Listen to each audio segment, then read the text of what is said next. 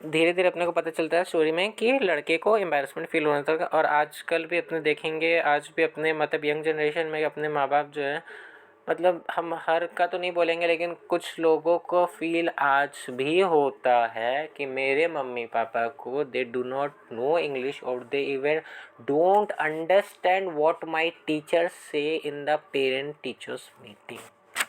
Agree और not agree, और not completely agree but agree. नहीं सर, मुझे तो कोई दिक्कत नहीं, हम आपका नहीं बात कर रहे बट ये हाँ। है आज भी, कुछ लोगों का तो हाँ हाँ हाँ। है आज भी है। कुछ लोगों को फील होता है कि नहीं है, मेरे पापा मम्मी तो गांव से जुड़े हुए हैं, ठीक है, क्या मैं उनको मॉल में लेके जाऊं, या क्या उनको यहाँ लेके जाऊं, ये स्कूल लेके जाऊं, या प्रोफेशनल जगह में क्या लेके जाऊं।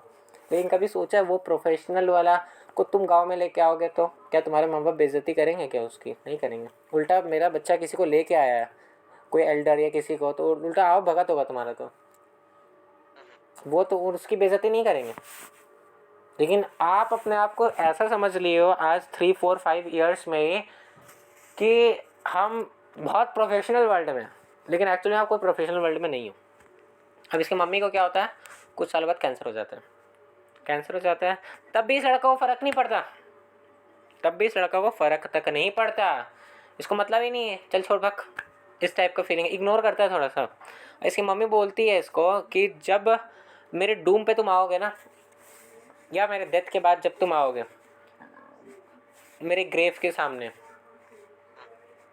तो मेरे जितने भी खिलौने थे ना, जितने भी ऑरिगेमीज थे जो मैंने तुम्हें बचपन में खिलाया था, दिखाया था, उनको लेके आना और प्रे करना, मैं तुम्हारी प्रेयर को ज़रूर सुनूंगी उस दिन। ये उसकी मम्मी उसको बोलती है। लेकिन इसको रियलाइजमेंट नहीं होता अभी। जब इसकी मम्मी गुजर जाती है तब इसको एहसास होता है कि माँ कौन है। आज सुबह उठा, स्कूल इतना बजे जाना, कॉलेज इतना बजे जाना, मम्मी नाश्ता बना देगी, खा लेंगे, चले जाएंगे, आ जाएंगे। आजकल तो बैग बच्चे लोग को देखते हैं, रूटीन रूटीन रूटीन भी मम्मी सजा के डाल देगी बैग में। बैग ठीक, चलो टिफ़िन का बात हम मानते हैं, मान लिया 1 सेकंड के लिए। रूटीन सजा के डालेगी, भाई ये कौन सा मैटर होता है? बच्चा खेल रहा है गेम और रूटीन सजा के मम्मी डाल रही है बैग में, व्हाट इज़ दिस? वो यहाँ पर she has not come to just work for you, ठीक है, ये आपको रियलाइज़ करना पड़ेगा। हम ये नहीं बोल रहे मदर सन रिलेशनशिप के बारे में, but that is not means completely ignorable. यहाँ पर वो आई है, उसका ये नहीं कि देखो हम आज मानेंगे, हम ये नहीं बोलेंगे जस्ट अबाउट इंडिया, बट हाँ इंडिया में तो जनरली जो हम देखते हैं कि मतलब आफ्टर मैरिज जो एक्चुअल फेस रहता है ना, मतलब मम्मीज़ का या वुमेन्स का एक्चुअल जो पैशन रहता है वो कहीं ना कहीं हाइड हो जाता है। हर एक को ग्रो अप करने का मौका नहीं मिलता। ये भले ही चल रहा है अलग अलग उद्यान की लड़की बचाओ पढ़ाओ वॉट एवर, बट आज भी हम बोलेंगे तो ऑन ग्राउंड एक्सपीरियंस आप जाके देखेंगे ना, तो लाइफ में है प्रॉब्लम्स, बहुत प्रॉब्लम्स हैं। इसके बाद पिक्चर्स भी बना अच्छा खासा, आज भी है। ऐसा नहीं है कि आज हम लोग जी रहे 2024 में 25 में तो नहीं है, आज भी है। इंडियन फैमिलीज़ के अंदर है, और ना ही इंडियन फैमिलीज़ का एग्जांपल ले रहे, बट है काफ़ी फैमिलीज़ के अंदर। हो सकता है हर फैमिली में ना हो, I am not commenting, but है, ये ख़त्म नहीं हुआ है। काफ़ी केस आज भी चल रहा है, देख लो, कोई आया कोर्ट से, कभी कुछ आया नहीं आया, आज तक ही नहीं आया। सुनवाई हो रहा हो रहा हो रहा, बस हो ही रहा है सुनवाई। कब हो रहा कैसे हो रहा पता ही नहीं इंटरनली, हाँ कि ना। तो स्टोरी का बैक ये रहता, समझ आया? कोई डाउट है?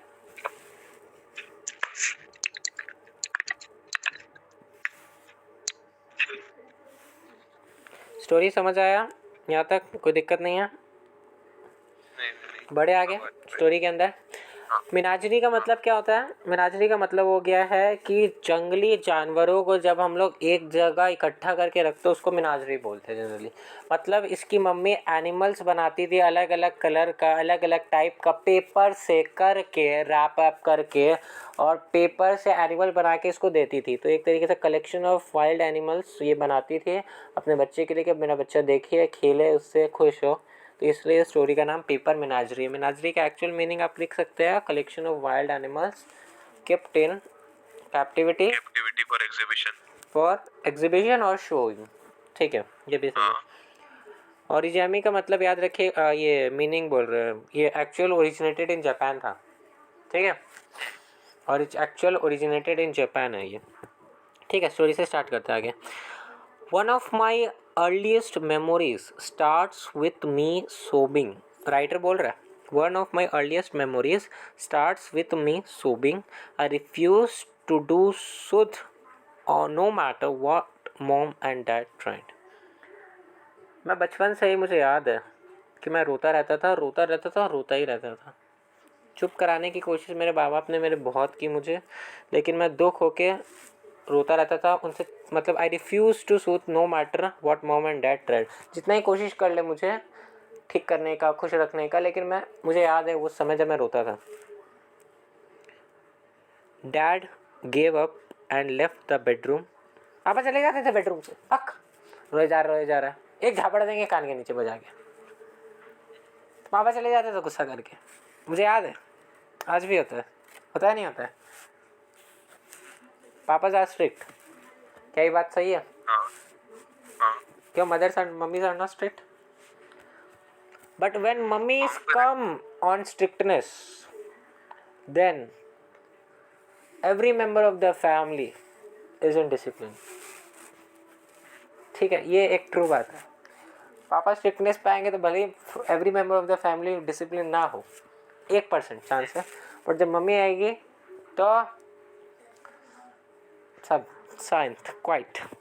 Dad gave up and left the bedroom, but mom took me into the kitchen and sat me down at the breakfast table. Kitchen में ब्रेकफास्ट टेबल था। पापा तो चले गए, मैं रो रहा था।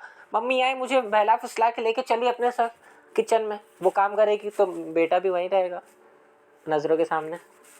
एक माँ की ममता ऐसी होती है। वो लोग जो नहीं समझ पाते ना कि माँ कौन है, माँ का रियलाइजमेंट क्या होता है, उनको बाद में समझ आता है। काफ़ी लोग होंगे जो देखेंगे, हम नहीं बोल रहे, बट हाँ देखो ट्रू फैक्ट है, काफ़ी लोग के पास, हर एक के पास हर कुछ नहीं है। ठीक है, हम ना ही ओनली ये स्टोरी में तो मदर का बात किया गया, बट ऑफन, ठीक है, मदर हो या फादर हो, बोथ आर इक्वल। किसी एक का भी लाइफ से आपका हाथ छूट जाना ना बहुत दर्द देता है। शायद नहीं समझ आएगा, लेकिन आस पास के अपने दोस्तों को देख के ज़रूर समझ आ जाएगा तुमको। ठीक है, तो मम्मी को अभी, हम मम्मी हो या कोई हो, ऐसे ऊंचा आवाज़ में गलत तरीके से नहीं बोलना चाहिए। और अगर बोलते हो तो एक पल जाके ज़रूर ये सोचा करो कि कल को हम ये नहीं बोल रहे कि ये जाके सोचो कि तुम माँ बाप बनोगे तो क्या करोगे ना, ये तो सब बोल रहे तुमको। तुम माँ बाप बनोगे तो तुम भी अपने संग बच्चों के संग ऐसे ही करोगे, हम ये नहीं बोल रहे तुमको सोचने के लिए। Just think about 1 second at the very night when you are going to sleep कि तुमने आज जिसके संग इतनी ऊंची आवाज़ में गलत तरीके से, आई am taking the example of mummy and पापा ओनली, ठीक है, मम्मी एंड पापा से आपने गलत तरीके से बात की है, अगर वो एक पल के लिए नहीं हो, क्या होगा? इमेजिनेबल ही नहीं, इमेजिनेबल है ही नहीं, इमेजिनेबल एकदम ही नहीं है। कोई बोलेगा ना कि तुम इस एज में आओगे तब देखना हम क्या करते हैं, हम उसका बात ही नहीं कर रहे ना आपसे, वो छोड़ो। आपको जैसे इतना बोले, जस्ट फॉर 1 सेकेंड आप मानो कि ऊपर से the god has came to take her soul, क्या करोगे उस समय? लड़ाई झगड़ा भगवान से? किस बात का लड़ाई झगड़ा? करोगे तो जरूर इसीलिए सर ये मतलब बड़े दुख वाली कहानी इसके, हाँ, मतलब मैंने एग्जाम से पहले भी पढ़ रहा था, तो मैंने इसको लास्ट के लिए रखा था क्योंकि इसको पढ़ने के बाद और पढ़ने का मन नहीं करेगा। स्टोरी के अंदर इमोशन है ना, इमोशन निकाल के लाना ज़रूरी है, रीडर्स के लिए इम्पोर्टेंट है। जो लोग इसको देखेंगे इम्पोर्टेंट है। आप मानो नहीं, आप पूरे मतलब लाइफ भर झगड़ा किए होंगे, लेकिन हम आपको एक फैक्ट बात बताते हैं। आप just think for a second कि if the god is coming, you know, वो एक पाका, ये पिक्चर है तकदीर वाला, देखे क्या? उसमें अक्कुम बक्कुम करके बोलता है, एक वो किताब रहती है जो गिर जाता है ऊपर से। नहीं देखे तो नहीं। ज़रूर देखेगा वो पिक्चर, एकदम फैंटास्टिक एग्जाम्पल हमको याद है, तकदीर वाला ही शायद नाम है पिक्चर का, if I am not wrong. उसमें ये रहता है कि वो कैरेक्टर रहता है, मतलब वो जो मूवी है वो, उसमें क्या रहता है कि वो यमराज के हाथ से किताब गिर जाती है, जिसमें जिसका डेथ और वो एनिवर वो सब लिखा हुआ है, किसका कब क्या होना है। वो किताब गिर जाता है और बस उस लड़का को मिल जाता है, वो देखता है उसकी मदर का डेट ये है, किताब लेके भागता है। अब यमराज ऐसे ही किसी को तो निकाल नहीं सकता नीचे से ऊपर, कि भाई उसको तो डेट देखना है ना, तभी तो नीचे से ऊपर लेके आएगा किसी को। तो वो चित्रगुप्त के संग पूरा बुक खोजते खोजते इधर उधर जाता है, इधर उधर जाता है, इधर उधर जाता है। मतलब वो लड़का किताब लेके भागता है कि नहीं, इसमें मेरी मम्मी का डेट लिखा है, इसको हटाओ मिटाओ मिटाओ। जस्ट थिंक, उस ज़रूर देखेगा, ठीक है, देखना ही देखना है एकदम 100%। ही आपके सिलेबस का हिसाब समझ लो, ठीक है, देखना ही है, ठीक है। तो वो सोचो उस बेचारे के संग क्या बीत रहा होगा, वो लेके भाग रहा किताब कि इसके अंदर मेरे मम्मी का ये लिखा हुआ है, उसको पता चलेगा, क्योंकि वो ऐसा तो नहीं ले सकता ना किसी भी सोल को नीचे से ऊपर, तो गॉड, उसको तो डेट देखने आना पड़ेगा। तो उसे किताब लेने की क्या क्या चीज़ करता है, उसको ढूंढता है, फिर किताब लेने का क्या क्या षड्यंत्र आजमाता है। षड्यंत्र नहीं बोलेंगे, बट हाँ, किताब लेना उसका है तो वो तो लेगा ही ना, कि टाइम से ज़्यादा किसी को नीचे रहने भी नहीं देगा, एक तरीके से उनका कंसेप्ट है अपना। और ये बेचारा भाग रहा किताब लेके, ऐसा स्टोरी है। ऐसा मतलब रोना आ जाएगा ना, ये पूरा कंप्लीट उस पर है थोड़ा सा बेस्ड। तो वही है। नेक्स्ट, कान कान। अब ये चाइनीज़ में लिखा हुआ है, ठीक है, इसकी मम्मी बोलती है कान कान, शी सेड, कान कान मतलब लुक लुक, ठीक है, कान कान, she said as she pulled a sheet of wrapping paper from on top of the fridge. Fridge के ऊपर मम्मी लोग क्या करती है ना, जो गिफ्ट उफ्ट में रैपिंग पेपर आता है ना, निकाल के रख देती है, या बेड के नीचे छुपा देती है। कभी देखा है, क्या होता है आपके घर में? हाँ, काफ़ी लोगों के बेड घर के में नीचे रखा रहता है। हाँ, बेड के नीचे, ताकि सीधा रहेगा ना, प्लेन एकदम स्ट्रेट। सेलो टेप एकदम ध्यान से उतारो, कभी यूज आएगा तो मार देंगे, ठीक है, खराब ना हो। तो वो हुआ, तो पर इसकी वो असल में कभी यूज नहीं आता। हाँ, असल में यूज़ नहीं आता, और जब यूज़ आने का रहता है तब देखना ये तो पुराना हो गया, अपडेटेड हो गया था, तो कुछ नया लेके आते हैं। हाँ, अब गिफ्ट देंगे, खर्चा करेंगे, तो 4 रुपये का रैपिंग पेपर में क्या फ़र्क पड़ेगा, ये आता है मन में, ठीक है। तो जो भी, तो यहाँ पर ये चाइनीज़ लोग का भी बताया जा रहा है, अपना कल्चर में ये लोग उठा के रखते चाइनीज़ मदर्स। तो हमें ये भी पता चल रहा है एक बात, तो फ्रिज के ऊपर रख देती थी छुपा के। For years mom carefully sliced upon the wrappings around Christmas gifts में जो मिलते थे उससे निकाल लेती थी, and save them on top of the fridge in a thick stack. मतलब मोटा हो गया था अच्छा खासा, काफ़ी मतलब रैपिंग पेपर्स होगा, समझ रहे हैं ना। Next, she set the paper down plain side facing up. उसका जो प्लेन साइड था उसका फेस अप था, पेपर निकाली, प्लेन साइड को ऊपर की, and began to fold it. और फोल्ड करने लगे, मतलब उससे कुछ बनाने लगी अपने सन के लिए जो कि रो रहा था। I stopped crying and watched her curious. Writer बोलता है, राइटर बोल रहा है, आई स्टॉप क्राइंग और वॉच हर क्यूरियस। मैं मेरी मम्मी को देखने लगा कि वो क्या कर रही थी। समझ आया क्या ये बात, यहाँ पर क्या लिखा हुआ? मतलब मम्मी लोग को देखो, 2-2 रुपए का चीज़ बचा के रख लेती है अपने बच्चे के लिए, कि उसको काम आएगा, उसकी खुशी के लिए, ठीक है। Next, she turn the paper over and folded it again. She plated का मीनिंग लिखिए, a type of folding by doubling fabric back upon itself again and again. A type of folding by doubling fabric back upon itself again and again. ठीक है, तो जैसे लड़के लोग plates बनाती है ना पीछे बालों का, back to back, fold to fold, तो वही हो गया। She plaited, packed and tugged and rolled and twisted until the paper disappeared between her cupped hand. जब तक पेपर गायब नहीं हो गया, मतलब पेपर से कुछ बना नहीं लिया एकदम अच्छा सा सुंदर सा, तब तक वो पेपर चेक करती रही, फोल्ड वोल्ड करके फैलना ठिकना अपना मैकेनिज्म लगाती रही। Then she lifted the folded up paper packet to her mouth and blew into it like a balloon. Paper को उठाती है, अपने माउथ के पास रखती है, हवा देती है उसमें थोड़ा सा पेपर में, और बलून की तरह फूल जाता है। कान मीन्स लुक। शी सेड, ये लाहू है या what ever the Chinese word, ठीक है, I am pronouncing it just like लाहू। लाहू का मतलब टाइगर होता है, लिख लीजिए आप। She put her hands down on the table and let go. Tiger बनाई है, क्या बनाई है, पहला चीज़ टाइगर बनाई है, और टाइगर बना के उसको टेबल पे रखती है। कहाँ, कौन सी टेबल है, ब्रेकफास्ट टेबल पे रखती है, और वो टाइगर अपने आप चलने लगता है, एक टाइप सॉर्ट ऑफ समथिंग कि अपने आप जा रहा है वो। A little paper tiger stood on the table a size of 2 fist placed together. Fist मतलब क्या होता है पता है, उंगलियों को बंद करेंगे, पूरा मुक्का जिसको बोलते हैं, मुट्ठी मुट्ठी बना के रखना, वो हो गया फिस्ट एक तरीके से। तो फिस्ट, 2 फिस्ट का साइज़ का एक टाइगर टाइप का बनाई है, वो टेबल में रखा हुआ। The skin of the tiger was the pattern on the wrapping papers. अब टाइगर का कलर तो येलो हो जरूरी नहीं है ना, ब्लैक स्ट्रिप्स हो, वो तो रैपिंग पेपर जिस कलर का उस कलर का, रेड हो तो रेड टाइगर, ब्लैक हो तो ब्लैक टाइगर, पिंक हो तो पिंकी टाइगर, ठीक है, जिस कलर का हो उस टाइगर होगा। तो wrapping paper, white background with red candy canes and green Christmas trees. मतलब पेपर एक तरीके से समझ सकते क्रिसमस गिफ्ट का कोई रैपिंग पेपर होगा, समझ रहे हैं ना। उसमें क्रिसमस ट्री बना हुआ है और रेड कलर का कैंस बना हुआ है, तो टाइगर भी वैसे ही देखने में लग रहा है, रेडी ग्रीन, ठीक है, समझ रहे, रेडी ग्रीन टाइप का टाइगर लग रहा है, नया प्रकार का। तो जब ये बच्चे के लिए तो एक यूनिक चीज़ है।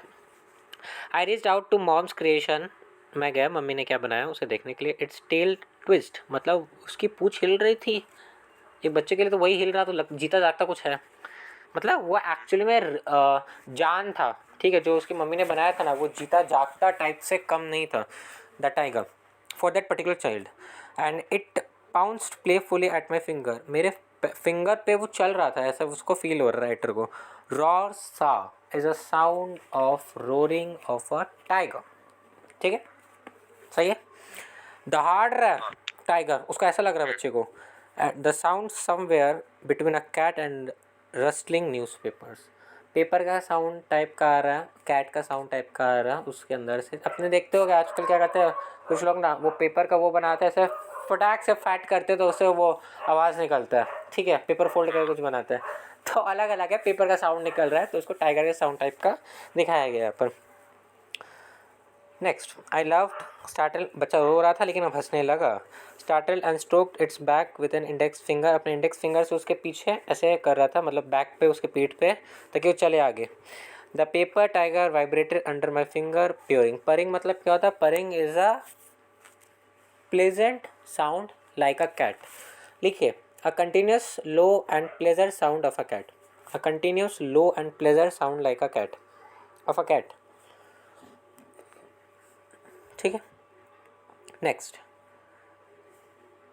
जी जिया जी जी, ठीक है। Mom said this is called origami, इसका मतलब है कि ये एक ऑरिगेमी है मेरे बेटे, जो कि इसने बनाया है, इनकी मम्मी ने बनाया, ठीक है। तो ऑरिगेमी क्या है पूछ सकता है। आई डिडंट नो, ऑरिगेमी क्या पूछेगा नहीं 5 मार्क्स, बट हाँ स्टोरी को लेके कुछ पूछ सकता है।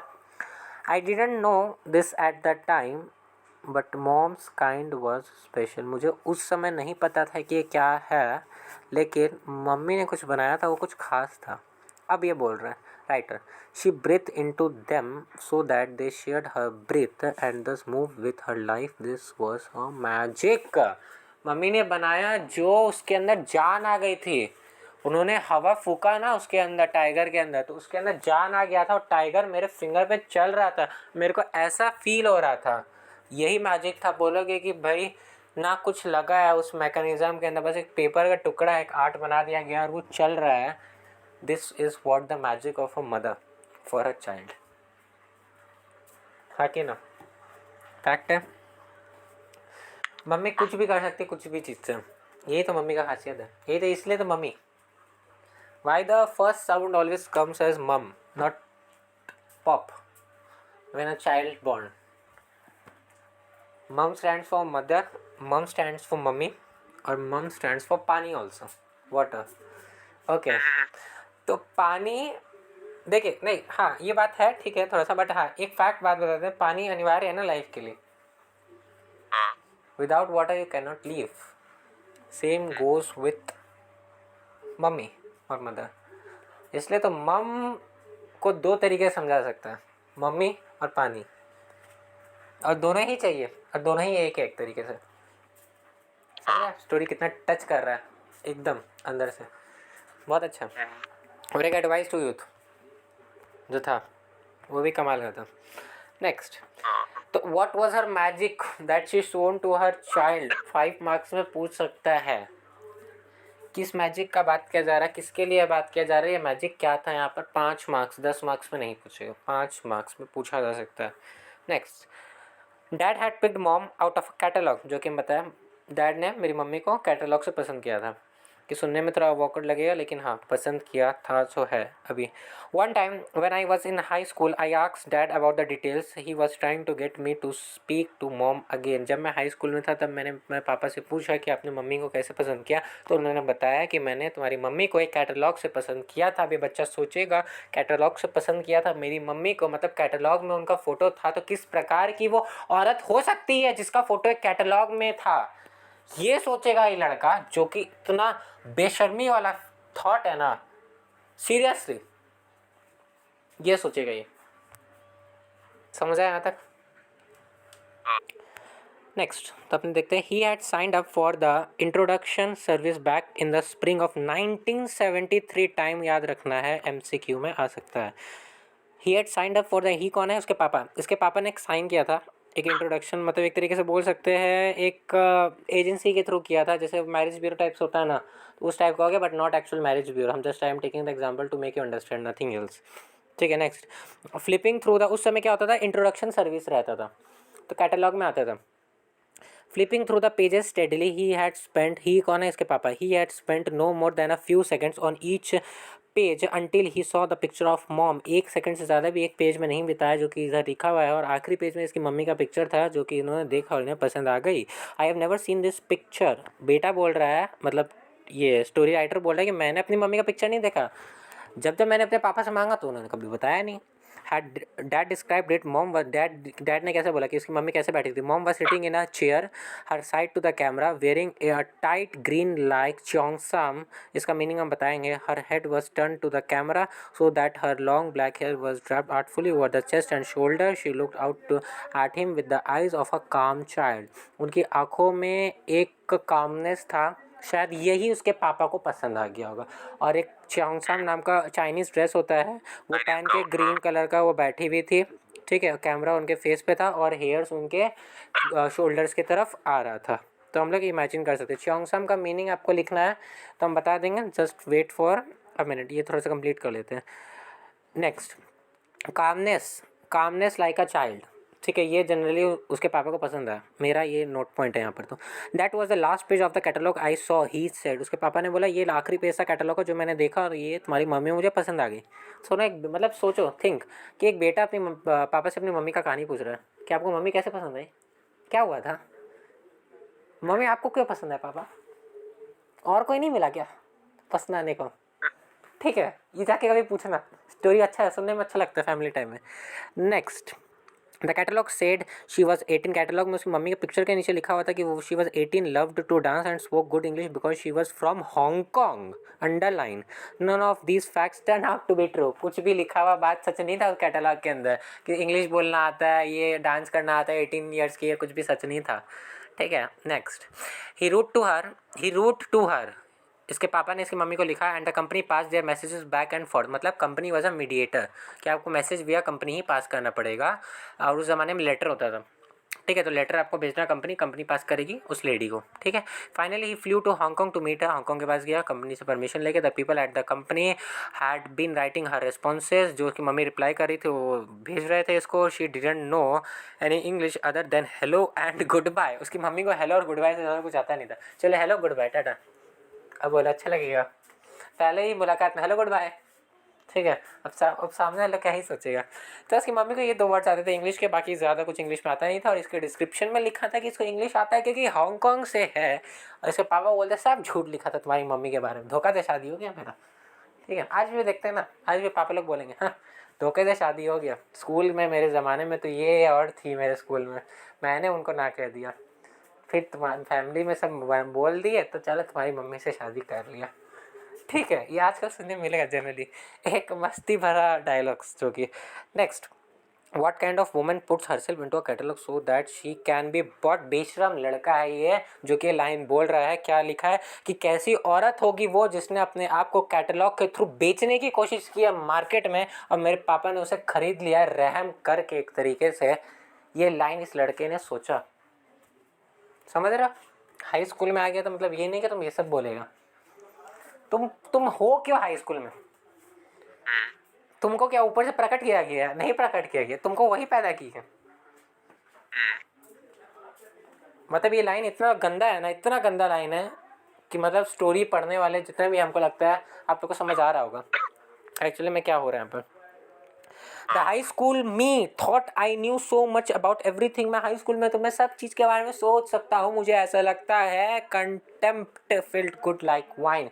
किसी की बेइज्जती करना, बोले बक बक, ऐसा है वैसा है, ये तो एक वाइन के तरह है, मज़ा ही है बेइज्जती चुगली करने में। तो ये लाइन इंपॉर्टेंट है, ये लाइन इज़ वेरी ये लाइन इंपॉर्टेंट। बहुत अच्छी लाइन है कि इंस्टेड बेइज्जती ऑफ करने में मजा है, बट जिस तरह वाइन हार्मफुल होते वैसे ये भी हार्मफुल है। Instead of storming into the office to demand his money back, he paid a waitress at the hotel restaurant to translate for them. भाई इंग्लिश आता रही है, पहली मुलाकात में भाई बात बन रही नहीं, भाषा समझ आ नहीं रही, क्या बोल रही है, स्लैंग में बोल रही है, नॉर्मल लैंग्वेज में प्रपोज कर रही है, कुछ पता होता है नहीं। तो बंदा जाने से अच्छा, कंपनी को क्लेम करने से अच्छा कि मेरा पैसा तुम रिटर्न दे। तो हमको लगता है this company is like a marriage bureau, but not marriage bureau, हम लोग देखेंगे आगे, ठीक है। तो इसको पैसा ले लेना चाहिए कंपनी से, भाई कैसी औरत से मिलवा दिया, ये पैसा उसे नहीं लिया, उल्टा इसको उस लड़की में क्या पसंद आया पता नहीं, एक वेट्रेस को होटल रेस्टोरेंट के हायर किया, उसको पैसा दिया, एज ए मीडिएटर ट्रांसलेटर बनाया कि तुम इसका चाइनीज़ समझ के मेरे को बोलो, मेरा इंग्लिश इसको समझाओ। सोचो क्या लड़का, उसको क्या पसंद आया होगा उस आखिरी पेज में इसके ऊपर। थिंक, लिखा होता है ना, राइटर लिखा ना, काम फेस लाइक अ चाइल्ड, लिखा ना, काम चाइल्ड। हाँ ये लाइन इंपॉर्टेंट है, ये जो था काम चाइल्ड वाला। Next, she would look at me, her eyes halfway between scared and hopeful underline while I spoke, and when the girl began translating what I said, she did start to smile slowly. जब लड़की जो translator थी वो बोलना चालू कि मैं क्या कहना चाह रहा हूँ तुम्हारी मॉम से, तो तुम्हारी मॉम थोड़ा हंसने लगी थी, उनकी आंखें मेरे तरफ थी, थोड़ी डरी हुई थी, सहमी हुई थी, लेकिन आंखों में एक आशा की किरण भी थी। अब ये बताओ आशा की किरण क्यों, अब ये बताओ आशा की किरण क्यों। स्केयर तो समझ आता है, little bit fear may happen, but नहीं, लिटिल बिट फियर भी क्यों, शेमफुलनेस होता है, थोड़ा सा शर्म होता है जनरली, है ना, कि कैसे बैठे कैसे क्या उठे, वट एवर, लिटिल बिट थोड़ा बहुत शर्म होता है सबकी आंखों में। But why the writer has mention scared and hopeful, these two words. उसकी मम्मी थोड़ी डरी हुई थी, थोड़ी सहमी हुई थी, लेकिन आंखों में आशा की किरण भी थी। किस बात की आशा की किरण, इस बात की आशा की किरण कि ये लड़का जो मुझे देखने आया है काश अच्छे व्यक्तित्व का, गुड नेचर गुड बिहेवियर वाला हो। It might be possible that her mother was treated very badly there. हो सकता है वो कोई चीज़ की शिकार हो सकता है उसे मारा पीटा जाता है, something like that may happen, that is why she is expecting this man that he is of a good behavior. Very important, very very important. She flew back to Connecticut. He flew back to Connecticut and began to apply for the papers for her to come him. Paper work करना पड़ता है, America चला गया paper work करने के लिए कि भाई उसको पसंद आ गया, अब तो ये उसी को लेके आएगा, ठीक है। I was born a later year in the year of the tiger. मेरा जन्म हुआ था एक साल बाद year of tiger. Year of tiger what is signify, year of tiger is a 12 year period.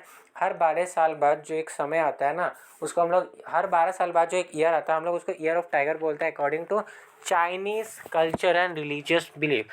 2022 जो था वो ईयर ऑफ टाइगर था, अब जो ईयर ऑफ टाइगर आएगा अकॉर्डिंग टू चाइनीज कैलेंडर वो 2034 2034। 34 होगा। तो ईयर ऑफ टाइगर का इंपॉर्टेंस क्या है वो आप लिख सकते हो, हम एक बार रिपीट करें, सुनो। The tiger is the third animal in the Chinese zodiac and is considered the means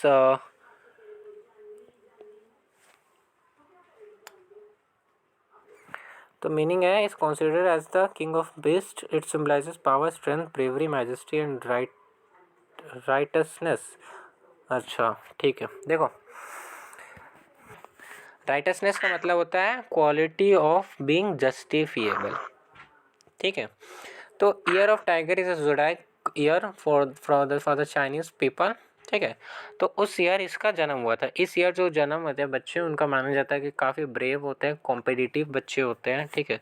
बहसबाजी, उनका रुतबा अलग ही होता है, उनका शाइननेस अलग होता है, थोड़े लड़ाकू नहीं, हाँ थोड़े लड़ाकू टाइप के होते हैं, कॉम्पिटिटिव होते हैं, ब्रेव होते हैं। तो वैसा स्वभाव रहता है इन बच्चों का जो इस ईयर में जन्म लेते हैं।